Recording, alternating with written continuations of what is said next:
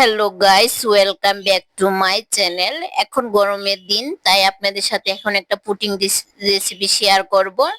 তো দেখেন, আমি একটা কড়াই বসিয়ে দিলাম, তার মধ্যে চিনি দিয়ে দিলাম। এখন এটাকে ক্যারামেল করে নেব। আমি ক্যারামেল করে পুডিংটা তৈরি করব। এটা হলো মিল্ক পুডিং, তো আমি ক্যারামেলটা করে নিচ্ছি। দেখেন কালারটা কত সুন্দর চলে আসছে। তো কালারটা চলে আসছে মোটামুটি। এখন এর মধ্যে আমি দুধ দিয়ে দিব। তো আমি দুধটা দিয়ে দিয়েছি। এখন দুধের কালারটা আস্তে আস্তে অনেকটাই খুব সুন্দর একটা কালার চলে আসবে, দেখবেন।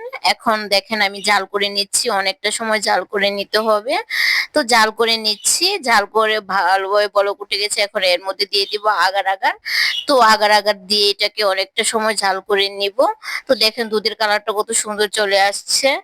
এখন আমার এটা জাল করা হয়ে গেছে। এখন আর একটু জাল করে এটাকে একটা পাত্রে নামিয়ে নিব, যেটার মধ্যে আমি পুডিংটা তৈরি করব। তো আমি যে পাত্রে পুডিংটা তৈরি করবো সেই পাত্রে নিয়ে নিলাম। তো দেখেন কত সুন্দর একটা কালার চলে আসছে। এখন এটাকে আমি কিছুটা সময়ের জন্য রেখে দেব ঠান্ডা হওয়ার জন্য।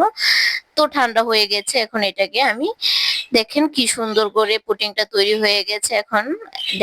এখন এর মধ্যে আমি কিছু পরিমাণের বাদাম দিয়ে দিয়েছি। তো দেখেন পুডিংটা দেখতে কতটা সুন্দর, খেতেও সেই স্বাদ। গরমের দিনে পুডিং শরীরের জন্য অনেকটাই উপকার। তো